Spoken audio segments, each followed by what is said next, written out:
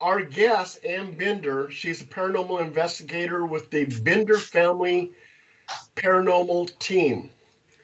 And they used to own API, which is American Paranormal Investigations. And her husband is from Montana. They were on Haunted Hospitals, the documentary. She's a radiological technician. Her neighbor was serial killer Robert Lee Yates Sr. And Robert Lee Yates Sr. was a grocery bag killer, and he killed 11 women in Spokane, Washington. And that was her neighbor. So when we get on here, we can talk about that. She has some book out. We'll talk about that. So, but right now, I like to talk about the Luigi Mangione. Oh my God, Phil, you're Italian. How do you say that name? Will you ever hear of Chuck Mangione? Yeah, there we go. There we go. Exactly. It feels so good. Well, Luigi's not feeling so good now because a McDonald's employee turned him in. So, like I said, he doesn't even look like he eats McDonald's. And they rushed him in, and you know what he hollered out? He said they're assuming that the American public is stupid. I mean, this guy was he was like an engineer at Stanford. Like a computer science guy. I mean, this shit that he left is like right for them. I mean, the six-pack McDonald eating guy. Hey. Hey, yeah. not only that, he was in the Ivy League. He's from a prominent family. He was in the lap of luxury. He threw it all away. He did. What'd you say, Phil? Apparently, he had a back injury and had a surgery. Some of which a claim or whatever was denied by United Healthcare. I believe that's the background history or the beef that he had with the United Healthcare CEO. He supposedly lived in Hawaii in some type of communal living situation that was at the top of a high rise. So yeah, he did come from a privileged background.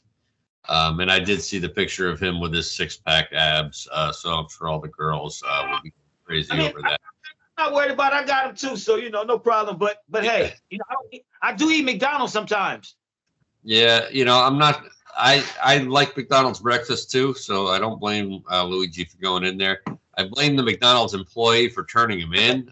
The snitch for a lousy $10,000 rewards, which after taxes is only going to be a couple grand.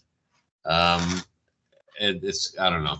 I'm disappointed because for 5 days he got away with it, and obviously this is one of my big complaints about kids these days, the younger generation of oh, I don't like old movies, I don't want to watch old movies. What did Godfather 1 teach us? What did Michael Corleone teach us? As soon as you murder somebody, you throw the gun away. You get rid of the gun right away. It's the first thing you do. Get rid of the murder weapon. And you certainly don't carry around a manifesto that shows you why. It tells the world why you did it. So for somebody as intelligent as Luigi is, that those were dumb moves. Those really were dumb moves. And not only that, he has an uncle who's a senator. He's got politicians in his family. Well, that doesn't necessarily mean you're intelligent. Sorry, Sandy. Go ahead. No. I was just in response to what you said, Paul. Did you guys hear what he hollered out as the sheriff put him inside the courtroom? I heard parts of it. I heard him say it 3 times, and it wasn't clear. Something about insulting the intelligence of the American people. Right. So when you think about what he was found with, what it looks like, and they said that he got agitated in the court when they mentioned something about, it was some detail about what he had, fake IDs or masks, and the lawyer asked him to be, to be quiet. But it seemed like maybe they got the story wrong or put more on it than it was. But whatever, I don't, it doesn't look like a setup. But like you said, the other things don't add up. Him being that smart and making those dumb moves. Well, the chances are is that, unfortunately, Luigi has probably suffered a mental break.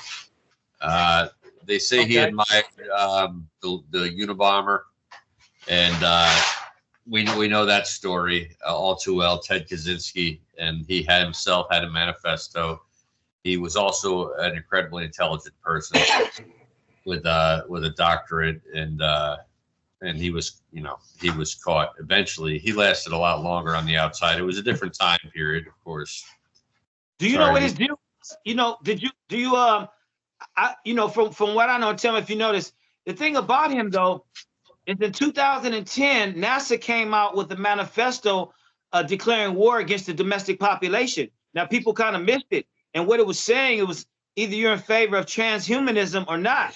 And they had this big schism, which the Unabomber Ted Kaczynski supposedly, you know, was really in on, because when they saw the computers and the bots were like thinking on their own beyond the program, he was like, hey, well, let's stop this. Let's talk about this. You know, this shit is serious. So they were like, well, he felt that it might come to our demise one day. And they felt like, well, this is progress, you know, F you, you know, to paraphrase it. But the thing about it is NASA had released in 2010, you can look it up, you know, so if you're rich or you're dying, you can afford a part if it's ready at that time, then so be it. Like, you know, they're all for it. But I don't know who was against it. Anyway, I don't know if you did you remember hear anything about that? I did not hear about that. I remember the original manifesto. I did Ted Kaczynski is actually in the book that I released. I put 2 pages into him, and I did 2 reenactments of his crimes, you know, a number of years ago with a good friend of mine, David Kolchak. And we went to 2 of the locations where 2 of his crimes were committed in Sacramento. And his targets were had to do with technology, computer, you know, or technology. It wasn't computer manufacturers. One of them was just a local computer store in Sacramento, which would have been, you know, literally where you went to go rent computers. That's how far back this was, before people actually bought computers, they rented them. And then the other one had something to do with the timber industry, I believe, in downtown Sacramento. So he was also an environmentalist, and he saw the future of, you know, nature being torn down and technology taking over and ruining mankind. He also, everybody knows, lived in a cabin, which was more like a shed by himself with no plumbing. He had degrees out the wazoo. Incredibly intelligent, but also kind of inept when it came to being able to have a conversation with people. Was absolutely filthy when they caught him. Looked like he was homeless, basically, type thing. So he's definitely an introvert. Total introvert. So he was genius enough not to get caught for years. In fact, the only reason Ted Kaczynski was caught was because his brother turned him in. His brother's, recognized his writing on the manifesto. Exactly. So if it wasn't for that, they probably wouldn't have caught Ted Kaczynski, at least not for a number of more years. He got away with it for over 20 years. I think he was out there, right? Yeah. And check this out, Luigi. There's a lot of people are very upset about healthcare, and they're seeing Luigi as a hero.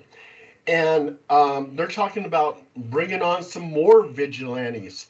And Black Lives Matter, just one of their spokesmen actually said that they need to bring out some more vigilantes.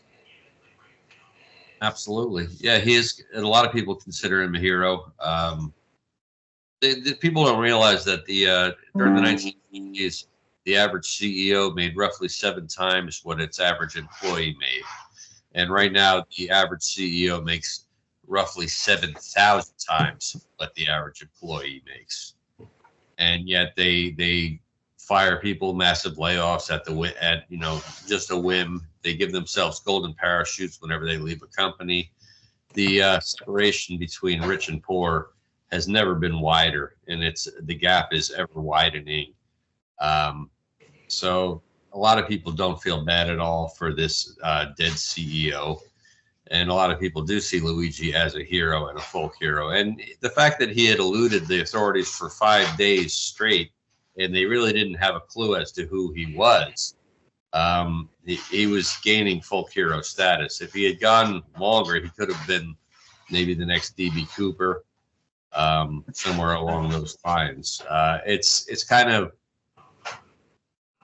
dare I say, sad that somebody like a McDonald's employee who, I don't know if I'm using the word irony wrong, but that's McDonald's employee may not even have health care, and yet that's the person who turned him in. That's right there. You know, it's funny when you say about irony in that, big things, people like that, that's a big issue to healthcare. Another issue that's going around that's really big like that, Christianity versus all the Anunnaki, the demons, people believing in, they are God, or space versus a God, whatever you believe. But Billy Carson, you guys know that what happened, they had a debate with him and a Christian scholar. And it was interesting. It's going on the internet. They're saying that Billy lost, he got slayed. It's like career ending. It could be. Now, he tried to do some damage control, but I watched most of the stuff. And what was interesting was since 2017, you had one person pretty much saying anything he wanted. Christ didn't die on the cross. There was no parting of the Red Sea. There is no God. I'm God. And that's cool. But then there are other people, Christians, or people that believed in, one God as opposed to one, and they were like, nobody challenged him. He said, well, you can debate me if you want. So he had a friend that he lived next to that does a really big podcast. And this guy's been with him, friends of his. And he has his cameraman who did all his shorts. And what they did is they got him to do an impromptu interview. But he considered it like an ambush. And it kind of did seem like that. But they got a down-packed scholar, Wesley Huff, to come and talk to him about the things he had been saying. And he didn't attack him. But what he did is he asked him, he said, so Billy, you said that there was no crucifixion. And he said, let me preface this by, I'm just trying to clarify the point we're talking about. And he said, me, myself, I had different Bibles, different books, the Rig Veda, and the Bible. He said, in my house, my parents let me decide what I wanted. But I wanted to know if I believed in the crucifixion or Christ, I wanted to know, was I lying to myself? So that's how I got to where I was. So the guy speaks like 6 languages, Coptic, Greece. He does papyrus. He goes all over the world. And this was what Billy does. So Billy is saying that, number one, the Bible is copied word for word from the Enuma Elish or Sumerian tablets, the Emerald Green tablets as well. And then he also said there was no crucifixion. So he said, well, where are you getting this from? And he said, well, for the Sinai Bible. He said, oh, the Sinai Bible? So he said, well, I right here have a facsimile. I have a copy of the Codex Sinaiticus.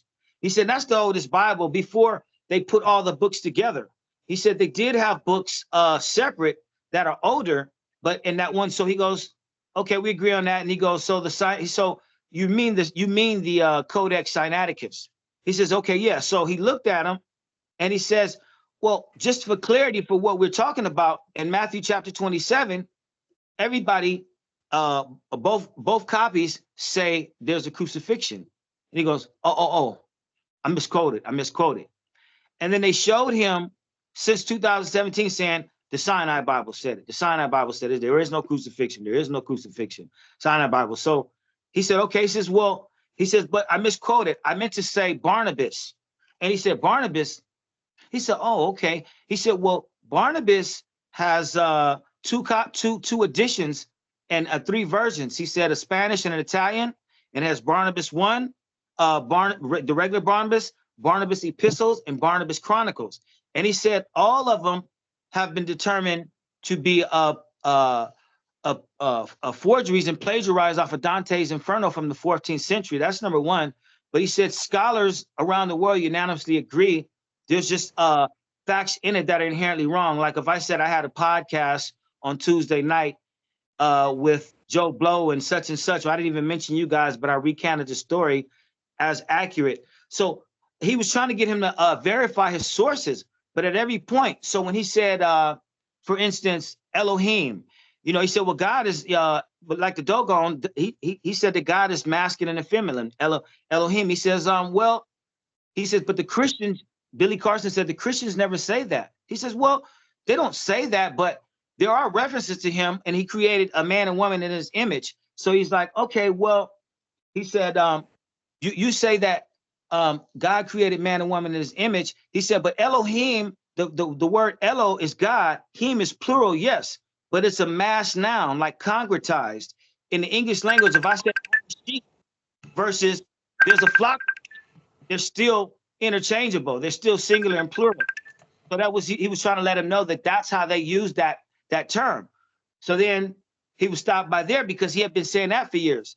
And one last point I'll bring up, because there was so many, is he said, well, the Red Sea, that wasn't parted. When we looked at the papyrus, the translation said that it was the Reed Sea, and that was probably a body of water somewhere next to that. And he goes, no, well, the people that spoke original Hebrew and the Greek that it was copied from, he said they knew, and he showed the Greek letters and the Hebrew letters, that meant Red Sea, exactly, not the Reed Sea. But the people that translated it, the Hebrew they spoke and what they knew, they only knew to translate it as Reed. Anyway, the man has been doing this for years, got at least 1 million followers, and he's taking a big hit because of this. They're going the other way with it. So it's Christianity versus the metaphysical. It's kind of a big thing going on. It's crazy.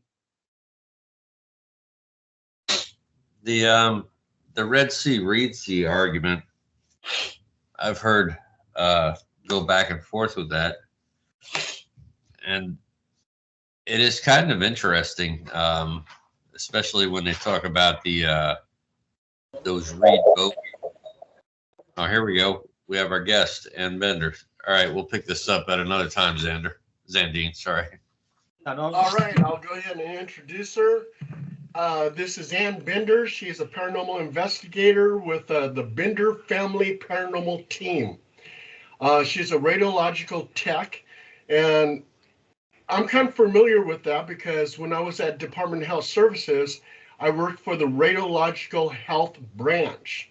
And I worked with a lot of radiological techs. She was on haunted hospitals, and I have another connection. I was on haunted hospitals. So they flew us to Toronto, and filmed us over there. Her husband, Dave, who's a paranormal investigator, he lived in Montana, and I have another connection there. My wife is from Deer Lodge, Montana. So anyway, she has a book out. They used to have API, American Paranormal Investigations, but I interviewed a guy who says he now owns it. So I'd like to ask her some questions about that. And she was a next door neighbor to Robert Lee Yates Sr., a serial killer known as the grocery bag killer who killed 11 women in Spokane, Washington. And tell us how you got into the paranormal. I was born into it, actually. I scared my parents by talking to people that I had never met in life and describing them to a T. It terrified them. So it left me very isolated and alone as a kid growing up, which is what I dealt with for many years. When I lived in Spokane, Robert Lee Yates Jr. Used to abduct ladies of the night. And I would dream as he was doing what he did with them. And I knew where 2 of the bodies were, drove to the locations, but did not go out to the bodies. It was when I moved to California that I finally met up with Dave and wanted to seek a way to an outlet with helping people with what I do. There were too many coincidences, too many things. So I wanted to use these abilities that I had to figure out how I could help people, and especially with kids. What are some of your notable paranormal cases? There's been so many. What type of case are you looking for? It's been a lot. Well, okay, like if someone were to ask me, I could say, well, I've been to Skinwalker Ranch, been to Area 51, Mount Shasta looking for Bigfoot, the Tower of London, the bridge over River Kwai in Thailand. those are some of my notable cases. So what cases that stands out that would be notable to you? I have a long list. However, the most notable would be the ones that we saved lives. We dealt with the living.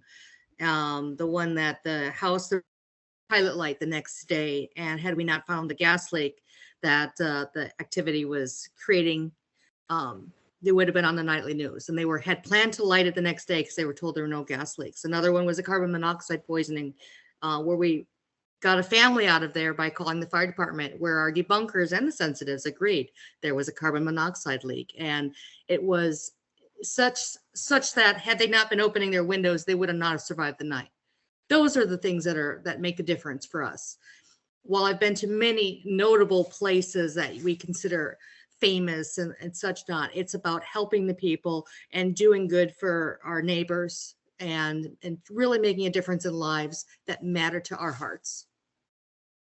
Most ghost hunting groups, usually they set out that we will help the people. Like HPI, my group, we do Roman Catholic house blessings. We do full submersion baptisms if you have an attachment. And we're very successful with that. So we do help a lot of people. You also, too, you have a book out. What's your book? I wrote a chapter in a book. It's a women's empowerment book. So the book I'm working on is one that describes more in detail about my personal experiences. But the chapter was basically, it's an in-depth background on what I went on haunted hospitals for. Basically my background in growing up. Oh, that's cool. That's cool. Also, too, with haunted hospitals, what was that segment about?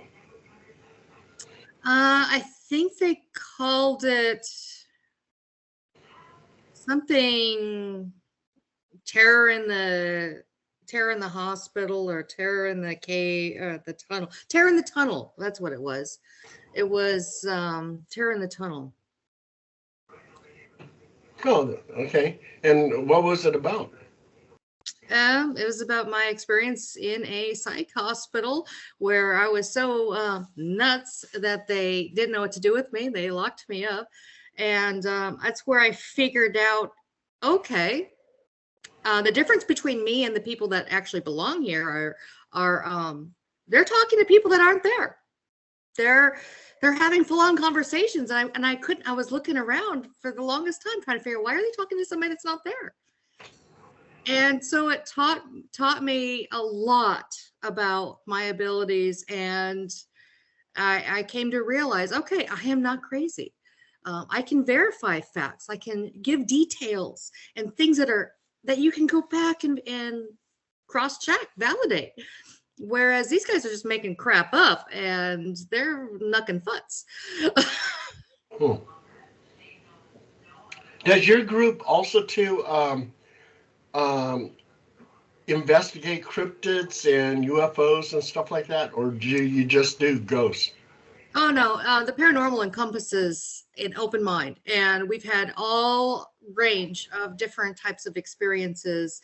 I think the most common are dimensional things, and when you deal with whether you be UFO or dimensional, those type of scenarios, if you have a closed mind and think you are only dealing with ghosts, you're missing the boat, and you're doing yourself a disservice. Anytime you close your mind to anything, you're doing yourself and your anybody else a disservice. You just have to keep an open mind and really look at everything non-judgmental.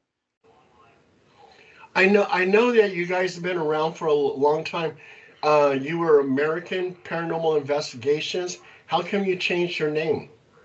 We tried to get out of it. It got too big. It got to be too much. We tried to retire from it. It is still going. It's the foundation that Dave started with. So we still actually have worked with the current owners of it, and it still runs strong. And we've done some joint investigations with the current owners. The reason we got back into it is with the birth of our daughter. she is more gifted than both my husband and I put together. And it drew us back in. We also had people request our help that when we were associated with anything, people still reached out to us. So we just gave them a formal funnel to be able to, okay, we keep it much smaller these days. We don't get ours overloaded with anything. We have our day jobs, we have our lives, and certainly put more stock in living than just walking the days of the dead. Yeah, API has contacted me a few times where they didn't want to handle a demonic case, and they know that I do. I'm the demon warrior. And then they say, hey, Paul, here's this case. It's a demon case. Will you take it? And I've taken those cases for them. So, and I forget what the guy's name is. I did an interview with him, and I published it in one of my books. What's his name? With the current president, or? Yeah, I think so. He's a little short guy. I wouldn't say little. He's a sizable man. Oh. But there's been some changes the last couple years, so I don't know when you published it, but okay. It sounds like it's a different person than before. I think it was in 2014. Oh, it's a whole different team. It's a whole different foundation. Yeah, they've changed everything. Oh, okay. They still don't handle demonics, nor do we. I've had cross paths with a few. I don't discuss them, and I will not handle them. I will. Okay. Zandine, do you have anything you want to ask Ann? Oh, no, I was just listening to her, and actually, I know most people ask the questions, but I just like that that you have a purpose. Most people, they don't even just doing it, for the kicks or to see what's going on, but you want to help somebody. And I was also wondering, since that does, you have that kind of heart, or that, that mode of operation. Do you, what's your belief? What's your faith? What do you believe in?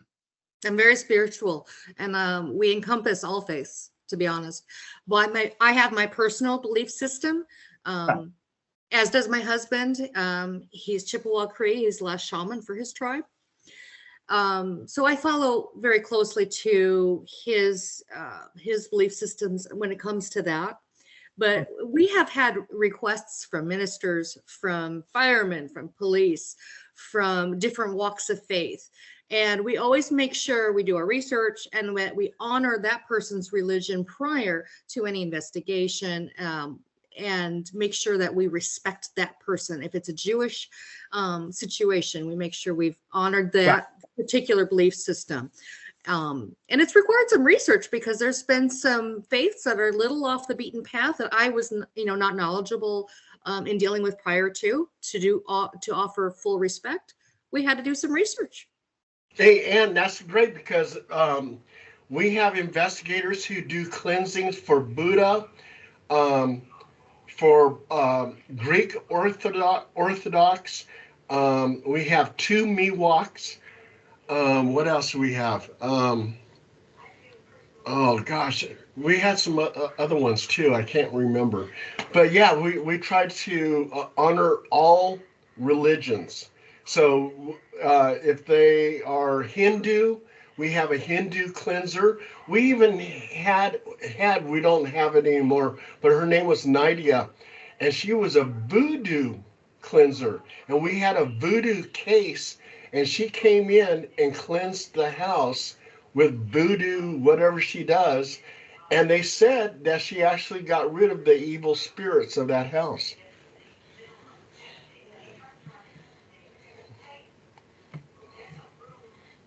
Phil, you got anything you want to ask Ann?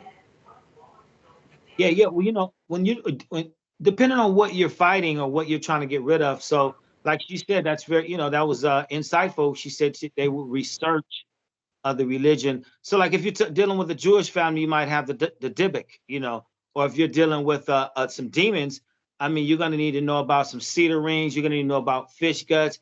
You're going to need to know the invocation. if you talk about Mesopotamian or Babylonian, I mean, you're talking about whole different pantheons, thousands, thousands. So like you said, so I was just wondering, when you get in trouble or you get into a situation that's fearful for you in any kind of way, who do you reach out for at that point? We have our own faith-based, so we'll reach out for that for protection in going into these things. So, for instance, a jinn that we dealt with, we lean into our faith to protect for our protection, and the family use their religious space for their protection. So whatever that homeowner or the family living in the residence, it's all comes back to them and their foundation for their types of protection. For instance, if they're Catholic, we're not going to bring in, my husband to do a Native American blessing. It's not going to do any good because you have to have buy-in for that blessing to work. So you have to match apples to apples per se. And that's what I totally agree on there. And so we respect all religions, and so whatever religion they are, that's the type of cleansing they're going to get. Have you ever had anything that really frightened you? Yeah, there's a demonic case. Yeah, it's local. I've crossed paths twice in my life with them, and they're extremely scary. That's as much as I'll go into that, though. Okay. I mean, it's these things that stick with you, or are you able to leave it at the door and not take it home? Oh yeah, no, you leave it at the door. You don't take it home per se, but you learn from that, and you learn from those experiences. It gives it power when you talk about them. So that's why I don't discuss it. It's not a fear of it that I don't discuss it. I don't feed into that power. And once you encounter those things, it doesn't matter where you're at. It's connected. If you get a call from someone who needs help, do you have an idea going in that it's going to be that type of situation? I screen from that in advance, and then I would refer them to the proper facility if that's what needs to be done first. So, have you ever been surprised where you don't think you're going to run into something like that, and all of a sudden it's just? Yes, we have, and that's where you just always have to keep an open mind and be fully aware. You have to be think on your feet, be on your toes. I'm sorry. Go ahead, Sandy. I knew somebody was trying to talk. Oh, no. Think about the demons, and I can understand your trepidation and fear, of course. Like, your truth is your experience, and we all have like our lines we won't cross. My thing about demons, have you ever read the Book of Solomon? Not in detail. Yeah. I've read portions of it, yes. Okay. Well, yeah, reading that solidly, there's and like the history of it, like what religion, what people think about it. Once you get a scope of it, it wouldn't make it any less terrifying. But a lot of people, they mix a lot of things up. Some people are thinking about a demon with horns and a body, which in some form would exist, I'm sure. But the bad luck, the misfortune, that's the most fear. That's the scariest thing about demons. The things that they cause, without you seeing them, and somebody invoking them against you, and you not knowing how to counter that or what to do about it. A lot of people don't. But yeah, so I could see that. But me personally, it's like they're all mixed in. Like what you said about the paranormal. I do find, like you, if you've seen a ghost, that energy is way dimensional, vibratorial. Amplitude, frequency, all these things, play a part when these things are, I don't even like the word manifesting, but when they're coming, into play. So I agree with you on that. You gotta keep an open mind, and you gotta be ready. I actually see the demons I've encountered. So each one is very different, and each one has its own abilities and its own hierarchy. So the fact that I have that ability to see them, that clearly makes it more dangerous for me to discuss it and go into detail with it. That's why I don't deal with those cases. Well, if you accidentally invoke them, you know, because a lot of times people don't know that they're invoking or they're inviting them. So as long as you figure that out, you know, so you don't have to deal with it again. That's the main thing. Well, got to keep ourselves protected some way. Were you raised in a religious household? No, I actually sought it out with my grandmother, who was German Lutheran, and then later on as a Methodist. So it was me that sought it out. Later in life is where I found that I just saw too many similarities from different religions that all spoke so clearly of the same thing. And that's where my current belief system became a much more spiritual one, in that understanding that for myself, that when the Indians talk about the sun god or Genesis talks about God, you know, each chapter is so parallel and so specific that I couldn't see a difference from religion to religion, that they all, for me, talked about the same God. Have you ever heard of the Joseph Campbell Foundation? I've not. It's if you ever want a good read, look up The Hero with the Thousand Faces or the Joseph Campbell Foundation. He basically wrote the book on that all religions came from the same thing. Sounds like I share a belief. Yeah, exactly. Yeah. So, well, welcome back, Paul. I had to take care of the dogs and got a little bit of coffee.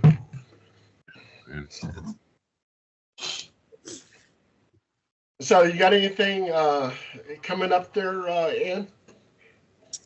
We've got a couple things that are cooking in a couple different areas.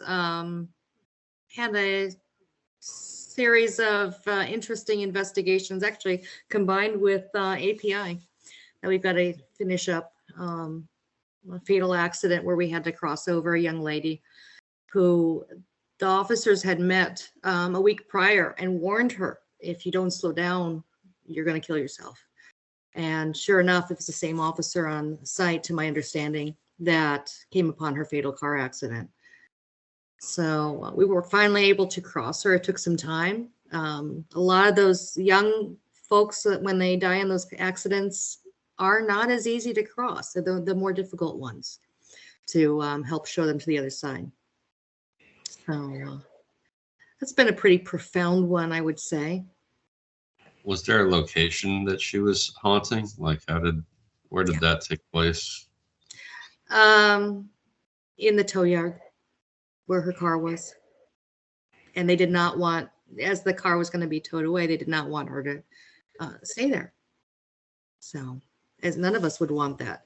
A tow yard is no place. There's no place for any spirit. Yeah. So you did it before the vehicle was taken away?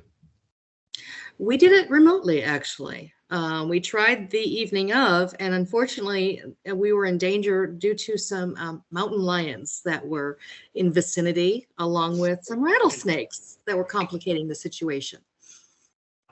It was quite an unusual situation, let me tell you. But yeah. Dangers of the profession. That's why you have FLIRs for not just the ghosts, you have them for other things too. Oh, and when they growl back at you, it's time to go.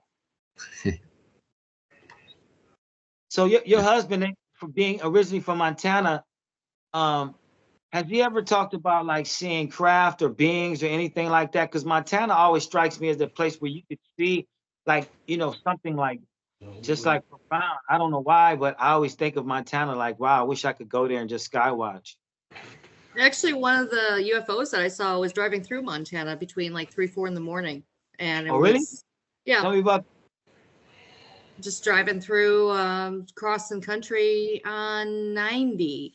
And I was in the very remote area and watched UFO come really, really close and then stop and 90, take off, split second, the opposite 90-degree direction, and went, okay. So that was one of a few. I've found that that's pretty common from the ones I've seen. and the reports that we've had and that we've dealt with, that the pilots I've talked with that have experienced UFOs and UFO activity, one at Stanley Hotel actually presented with a similar thing. Pretty common, but there's a lot of different types. So that lends one to believe that there's many different visitors from different areas, as they have different types of spaceship and different craft. So it's not something I bring up very often. Any face-to-face contact, any being encounters? We have had some close encounters that I won't go into detail with because one's still an open case. And it's very similar to Skinwalker Ranch and what they're doing. If you watched any of those episodes, how they're communicating and what they're doing, very, very similar. We went to Skinwalker Ranch. What year was that? We went to Skinwalker Ranch. I think 2018. So we had some interesting experiences at Skinwalker Ranch. I believe it. Yeah, and also too, we had a UFO report that came in. And I gave it to Zandine over there, and he made contact with them, but they haven't called them back yet. But supposedly there was some UFO sightings right here in Sacramento last night. Yep, not uncommon with all the earthquake activity that we have going on right now. Sure. There's all different pathways. I've encountered one 2, 3 in the morning on southbound between Sacramento and Elk Grove.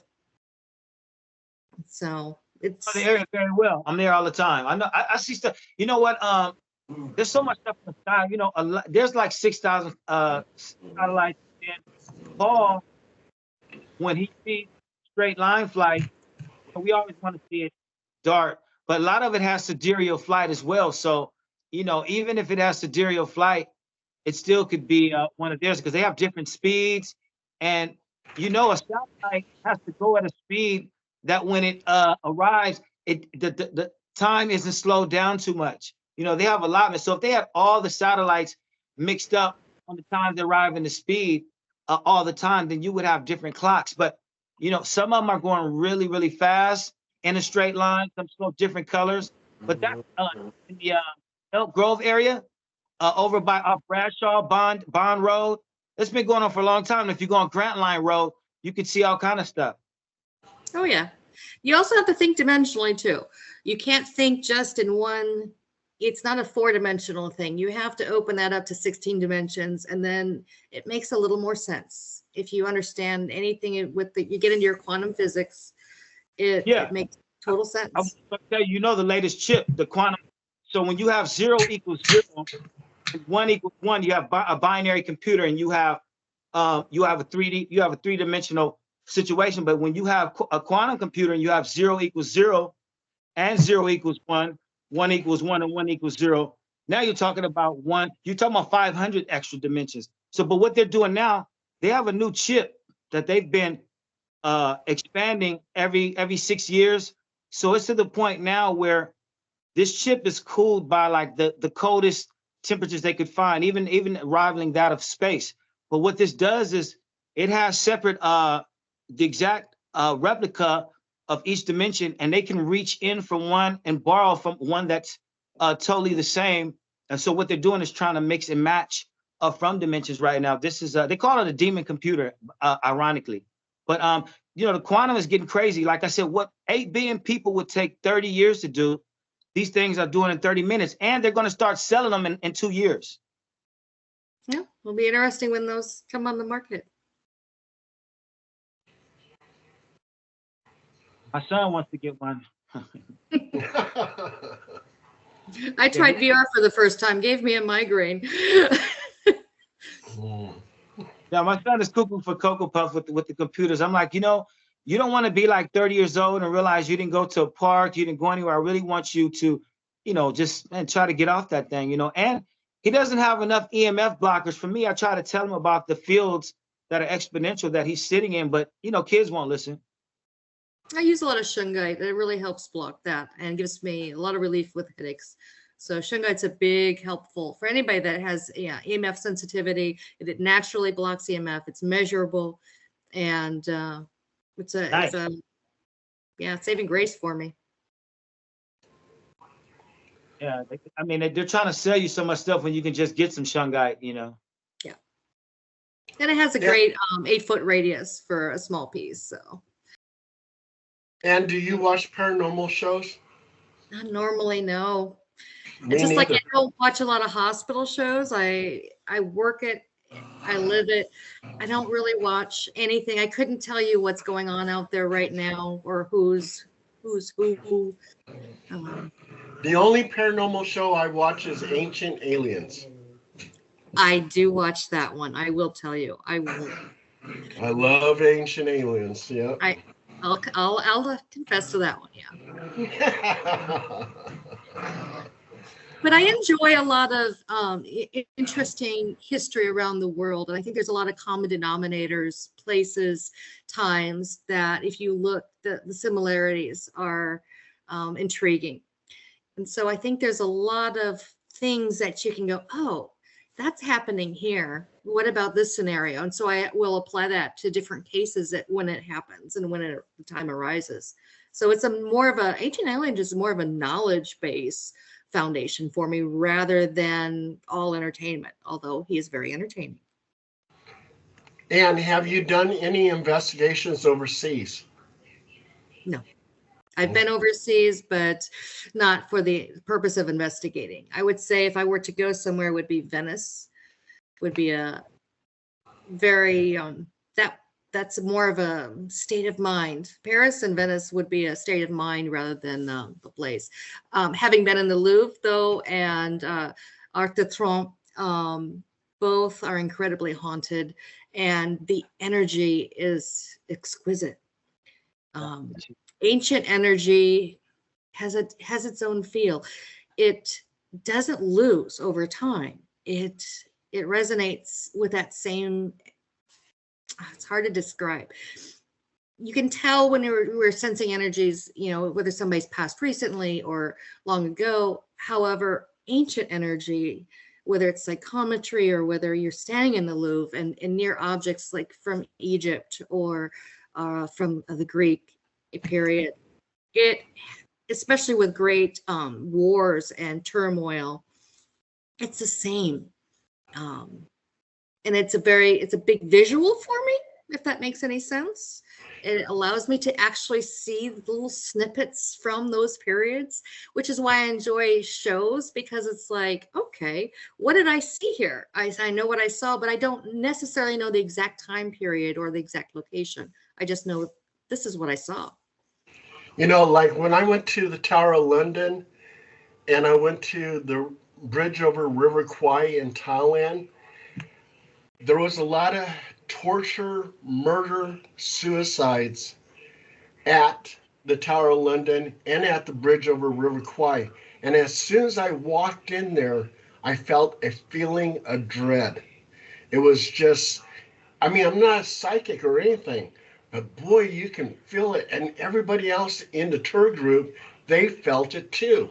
I even did the Jack the Ripper candlelight tour. And at the victim sites where the women were actually brutally murdered by Jack the Ripper, you can feel that tense in the air. It was so thick. And again, like I said, I'm not a psychic or anything, but you can definitely feel it. The residual energy lives on in the atmosphere and just goes on and on and on. And it's just a horrible feeling, very negative. Yes. Yeah. And I want to ask you, what experience, like, say around your family or yourself, you said that you kept questioning it for a while before you finally accepted your gift, or like what was happening. And what I want to ask you is, what is the time where you said, okay, this happened, something's really going on, but you still didn't accept it. And then that boom, one thing happened where you're like, there's no denying it. What was that moment? Robert Lee Yates Jr. Seeing him and seeing as he drove by, locking eyes with them, and dreaming through two of the women that he murdered, and driving to their bodies were found about a year prior to their bodies being found. I drove to those sites, 2 different sites, one close to my house, one close to where I skated. And knowing that if I'd called the police, they're going to question me. Why would I have knowledge of that body out there? There is no way to explain it. It wasn't until several years later when he was finally arrested, and I found out he lives a couple houses down. He's my neighbor, and he has a wife and kids, and one of the bodies is outside his window. But being woken up and dreaming those specific details that police never released, I can tell you things that I shouldn't know. And knowing where specifically the one that's closest to the house in the field, that I still can see clear as day now, and the time of year when it happened and how it happened. That's what drove me to literally to find an avenue to be able to help. So by helping officers with cold cases and helping them find physical evidence to bring people to justice without laying a hand or having a part in the investigation, to be able to help families get resolution and get answers, whether it be by double-blind dosing and some other things that I have that are unique. It's just a way to help so that facts can come to light without any question of the woo-woo stuff and the stuff that we simply can't explain. I can't explain how I have knowledge other than I know it is a type of energy. It is a wavelength that I'm able to see for whatever reason, and my brain understands it. There's so much with our eyes that the human eye isn't able to see everything that's out there. My brain is able to understand what it sees that other people's eyes cannot see. And why was the grocery bag killer killing these women? Why? I don't know where you're getting the grocery bag killer. He killed women of the night. He killed prostitutes. Oh, and if he you did that look it up on Wikipedia, they call him the grocery bag killer. Well, I can tell you he killed, when I worked in Spokane, he actually murdered one of my friend's sisters, who was also a solicitor. And he had been killing both in King County as well in Spokane, as well as other places that he served when he was in the military prior to. He was only convicted of 11. So I don't know where you're getting, I don't believe much in Wikipedia, and I don't know who put this grocery bag killer, but he killed women of the night. What years did you live next to him? I was there up in 96 is when I owned my house to going on where he was arrested and ultimately convicted. So I started dreaming shortly after moving into my house in 96 of his killings. How old were you at the time when you bought that house in 96? 96, my mid-20s. It's been a 20s. minute. It's been a minute. So what year, do you recall what year he was caught? I'd have to look it up. Yeah, I'd have to look it up. So it was a good 2.5 years, I think, when I looked at the dates a long time ago. That. And you were right next door to him? I was a couple houses down.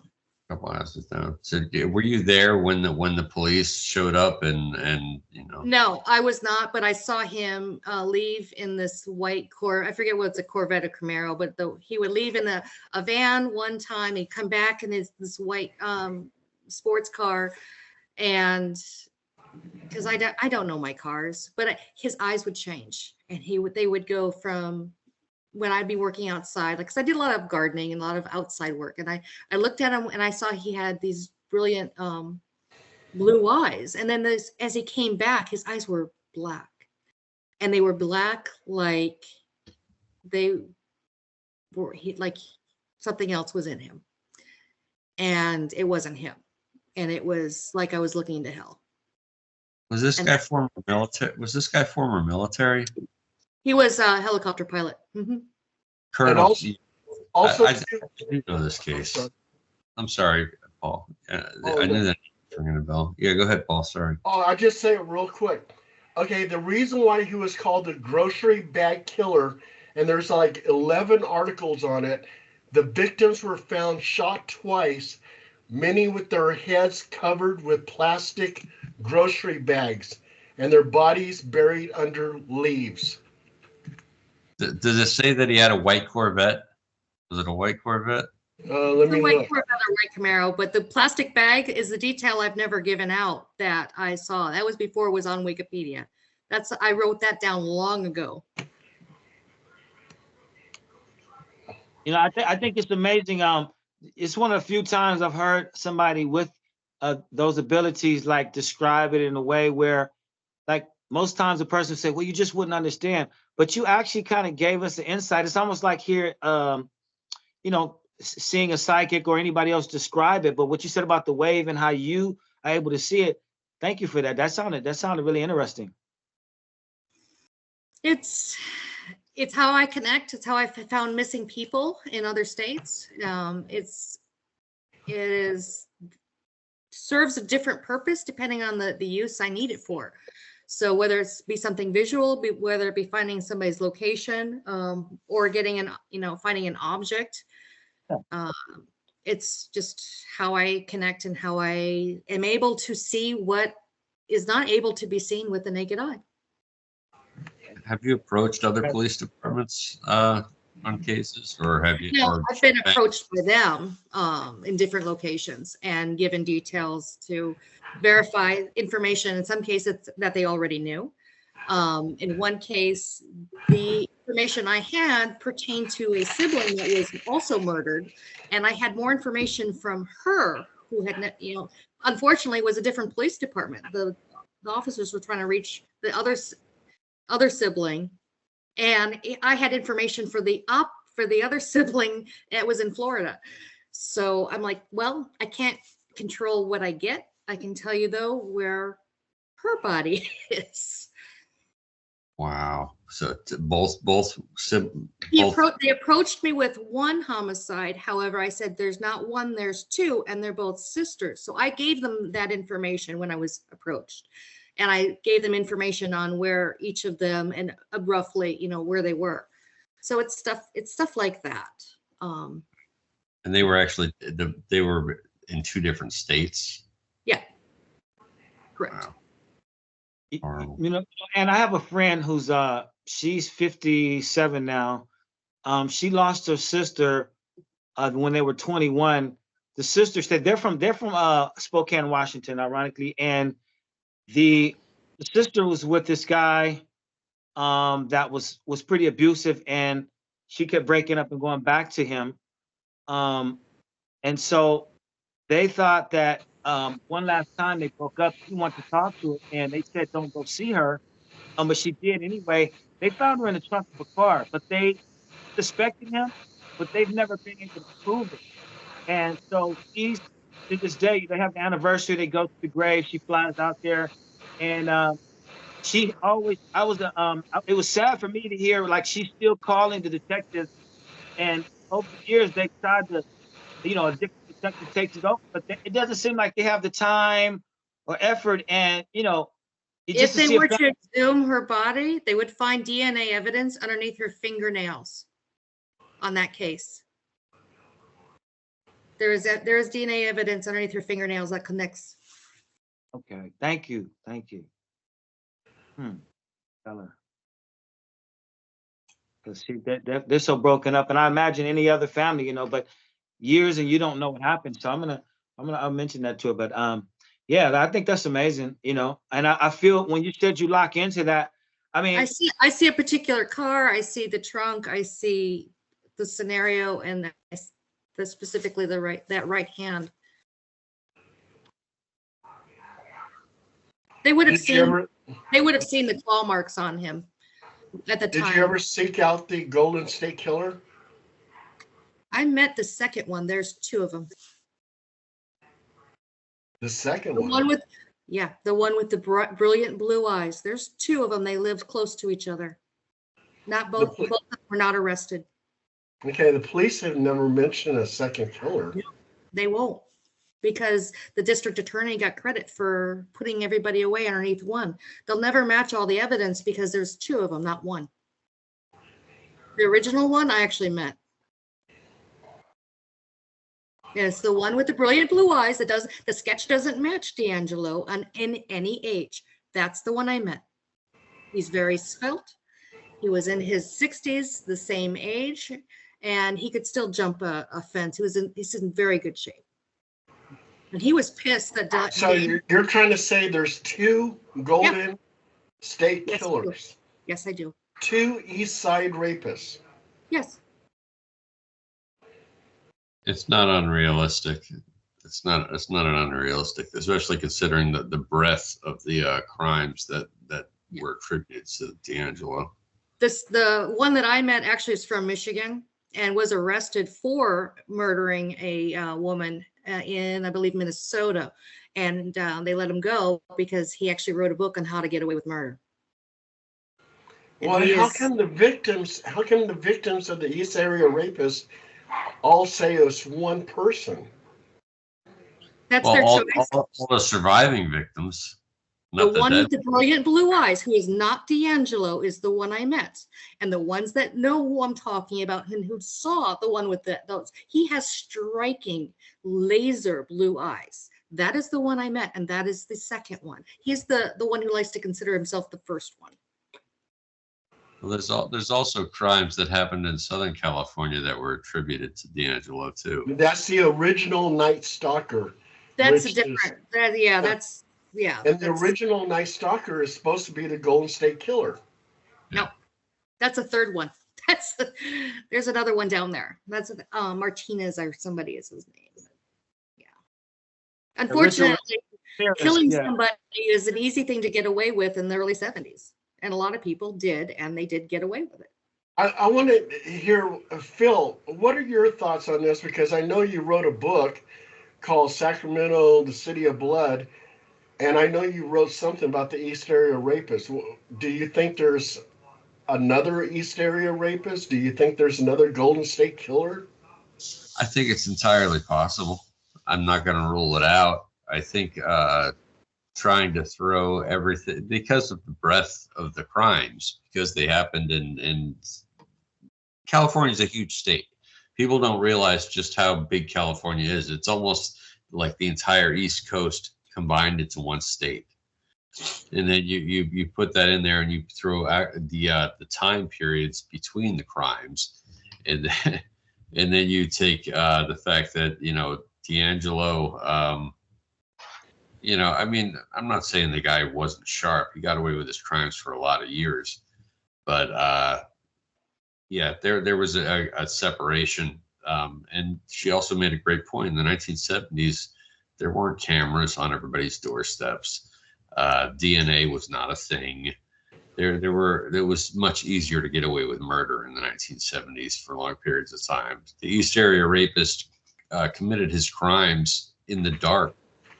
There were, a lot of people didn't get a clear view of what happened, and under duress, a lot of people don't remember what happened. I witnessed this firsthand in a situation where I had somebody pull a knife on me with the person right next to me. I clearly remembered what the person looked like with the knife in his hand, and the person next to me, blank, couldn't give a description, completely just, said they didn't see a knife, was like they weren't even there. And I couldn't believe it. And it was because the situation was stressful that they had a different reaction to it than I had. So, I do believe it is entirely possible. I'm not saying it is, but it is 100% possible. And the fact that it happened over such a period of time, different towns up and down the state, there could have been more than one. There could have been as many as three. And we do know for a fact, historically speaking, that the police do like to wrap things up. And if you can put a bow on it and throw everything all into one, I mean, the police have a history of doing that. Has everybody here seen a documentary called The Thin Blue Line? Errol Morris documentary? I saw that a long time ago. Okay, yeah, that is the case in point there, where they convicted an innocent man, and the man was just weeks away from going to to be put to death, and it was a documentary that freed an innocent man, and the police had actually palled around and were buddy with the actual killer, and were like, oh no, he's a good boy, he would have never done it, and he was the actual killer. So yeah, we know, yeah. Another scenario is the Puente case, because the same homicide detective also arrested the handyman killer, which was a serial killer of African American women 2 weeks earlier on the other side of town, but that never made the news, even though he dismembered his women, and I'm still finding their bodies buried at different places. He is still alive. He's still in San Quentin, and I have his background. That case has never come to light, but everybody knows about Dorothea Puente because she was the sweet little neighbor next door when she didn't kill as many people as the handyman killer. Yeah, that was Oak Park that he did crimes. Morris Solomon Jr. Yes. Solomon Jr. He was the handyman killer. Yeah, yep. he did his crimes in houses that he was working on. She actually buried them in her backyard and in a few other places where she was able to move bodies to. And she wasn't as old as she didn't work alone. Her accomplice was never brought to justice. Yeah, who knows? Do you guys remember Miami Vice? The TV Absolutely. Show? Yeah. Okay. Do you guys remember Tubbs? Yeah. Of course. Okay. Well, Thomas. Tubbs' brother was the Oak Park rapist. Now, who is the Oak Park rapist? He was a guy who lived in Oak Park and he was raping women, and he was Tubbs' brother. Really? And when he went to San Quentin, Tubbs would visit him down in San Quentin. Yeah, that's Philip Michael Thomas. It was his brother. Yeah. Yeah. So the guy's last name must have been Thomas, but what was his first name? I can look it up real quick. I'm just curious. That's interesting. Let me find out. You know, and my mother and father were both police officers for 45 and 35 years. So, like, different cases, stuff that people don't talk about. I mean, it's more than what people understand. And when you become an officer on the street, you know, that first year, if you could make it through that, like, you really keep first or the worst. But if you could make it past that, it seems like the ones. But they got crazy calls. Like, first year, somebody will tell you that a dog's head is cut off in the park, and it was for a ritual. They'll go to Golden Gate Park. They were SF people, so it was like anything goes. But as far as psychics and them using stuff like that, they had one case with Anton LaVey.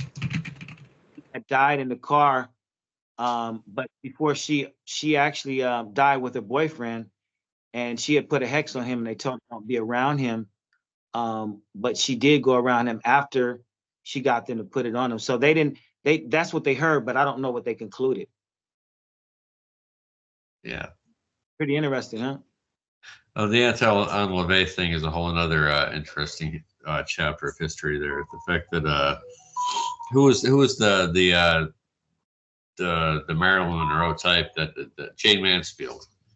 She lost. She was the one who was killed in the car accident and was almost decapitated. She was apparently a Satanist and hung out with the Anton LaVey cult. And then you told me, and I saw on a video too, that Sammy Davis Jr. was a Satanist with the Anton LaVey cult. That blew my mind. I'm like, not Sammy, really? Yeah. Well, you see what Anton LaVey said when he died, though, right? You know, his daughter said that when he was on his deathbed, he was sitting there, and that's the proud thing for them to meet death as a Satanist. But on his deathbed, as he was dying, he says, "Oh no, something's wrong. Oh no, something's very wrong. Something's very wrong." So, whatever, really? And that's a true story. You can look it up. She said, like, so I guess is whatever his God wasn't the real God. Maybe St. Peter was waiting for him. Sorry, okay, Paul. Guys, I got the answer.